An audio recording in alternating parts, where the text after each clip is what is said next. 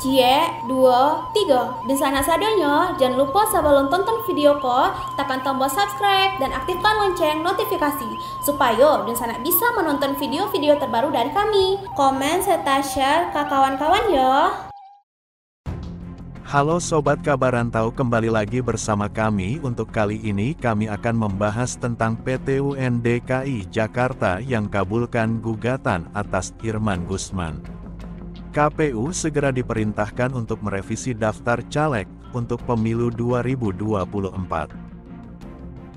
Haji Irman Gusman, SE, MBA bergelar-gelar Datua Rajo Nan Labiah, lahir pada tanggal 11 Februari tahun 1962, adalah seorang politikus dan pengusaha kayu asal Indonesia, tepatnya Padang Panjang, Sumatera Barat.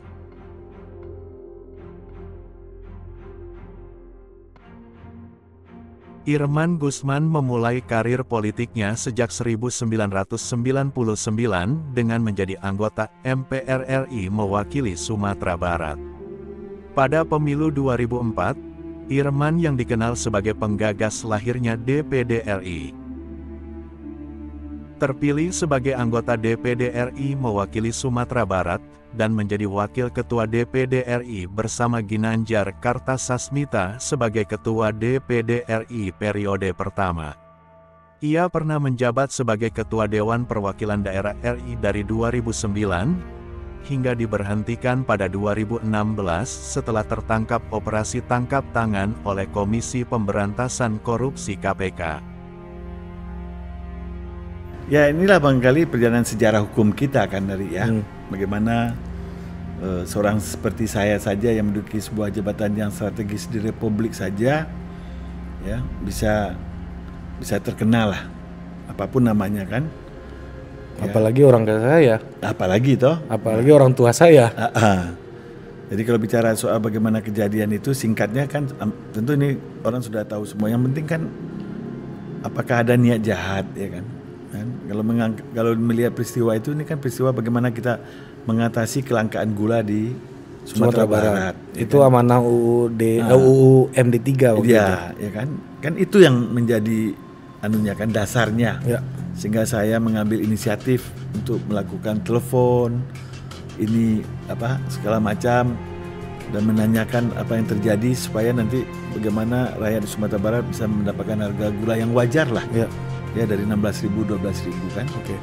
3 tahun Irman Gusman dipenjarakan setelah niat baiknya untuk membantu meringankan beban ekonomi masyarakat di daerah asalnya, Sumatera Barat, bergulir menjadi kasus hukum yang menjerat. Sejak saat itu kebanggaan masyarakat Minangkabau terhadap Datua Rajo Nan Labiah dan Tuanku Besar Palinduang Alam ini pun meredup selama 3 tahun semasa Irman Gusman dizalimi masuk penjara.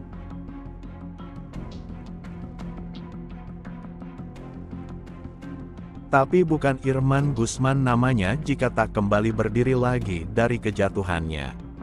Sebab dia seorang pejuang yang membawa nama besar Minangkabau di panggung politik nasional dan mengangkat citra Indonesia dalam pergaulan antar bangsa.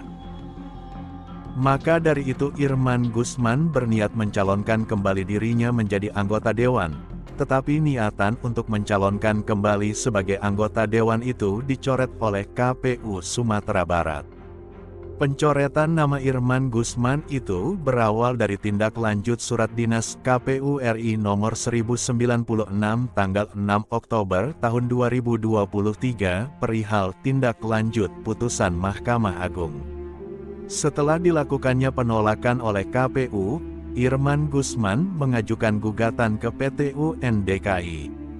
Setelah pertimbangan panjang, PT UN DKI pun mengabulkan gugatan dari Irman Gusman itu sendiri, dan PT UN DKI juga menyebutkan putusan tersebut sudah final dan mengikat atau tidak ada upaya hukum lagi.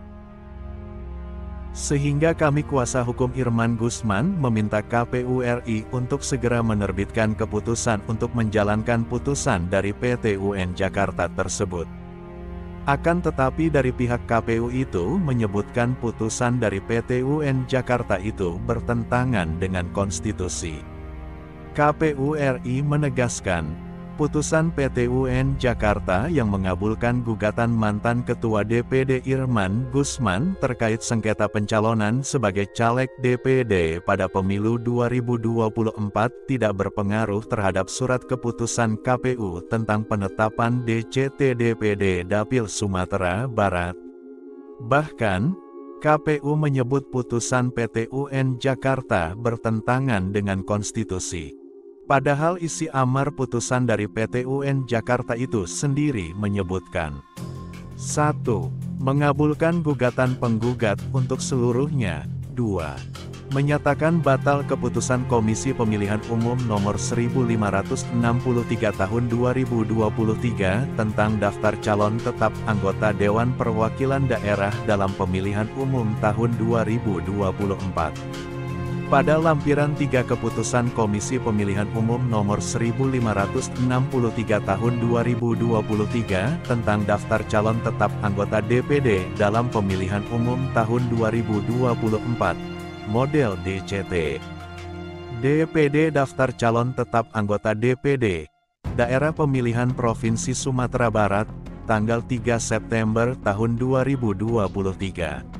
3. Memerintahkan tergugat untuk mencabut keputusan Komisi Pemilihan Umum Nomor 1563 Tahun 2023 tentang daftar calon tetap anggota DPD dalam Pemilihan Umum tahun 2024 pada lampiran 3 keputusan Komisi Pemilihan Umum Nomor 1563 Tahun 2023 tentang daftar calon tetap anggota Dewan Perwakilan Daerah dalam Pemilihan Umum tahun 2024, model DCT.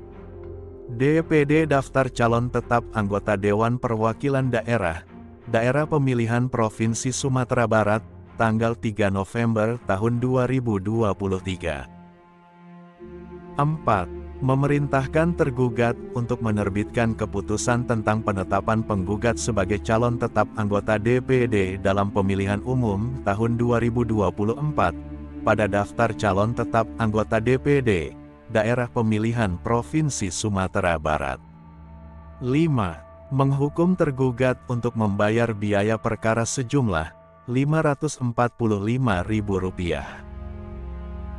Akhirnya pihak dari Irman Gusman pun melakukan mediasi antara KPU.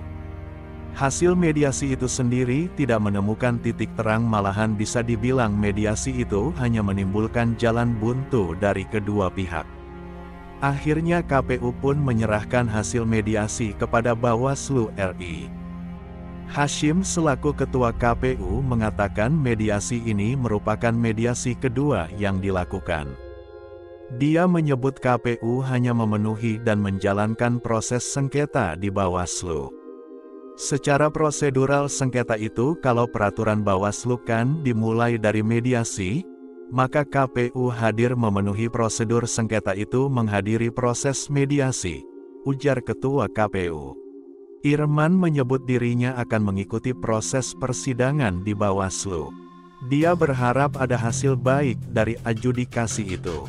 Ya, kita doakan saja ada jalan terbaik bagi sang negarawan dari Minang tersebut. Sejak karena Bung Hatta wafat, belum ada lagi tokoh Minang yang diakui secara nasional sebagai tokoh penyejuk dan penggagas koperasi untuk meningkatkan kesejahteraan rakyat. Orang Minang dan masyarakat Sumbar pada umumnya patut berbangga bahwa Datua Rajo Nan Labiah dan Tuanku Besar Palinduang Alam, Irman Gusman, akan kembali memperjuangkan aspirasi masyarakat dari daerah asalnya di kancah perpolitikan nasional. Orang Minang patut pula berbangga bahwa negarawan yang kini menjadi Ketua Dewan Pembina Yayasan Pusat Kebudayaan Minangkabau itu diakui ketokohannya bukan saja di dalam negeri sendiri tetapi juga di banyak negara lain. Orang Minang patut pula berbangga bahwa meskipun Irman Gusman dizalimi selama 3 tahun, ternyata ia mampu bangkit lagi untuk terus memperjuangkan terpenuhinya aspirasi masyarakat daerahnya dan juga aspirasi rakyat Indonesia secara keseluruhan. Karena Irman Gusman adalah seorang negarawan, bukan politisi amatiran yang hanya mengejar kepentingan pribadi dan kelompok. Baik, sampai di sini dulu pembahasan kami. Sebelum kami akhiri, mari sama-sama untuk tekan tombol like, komen, dan subscribe-nya. Serta juga jangan lupa untuk share ke teman-teman ya. Kami ucapkan terima kasih sudah menonton sampai akhir.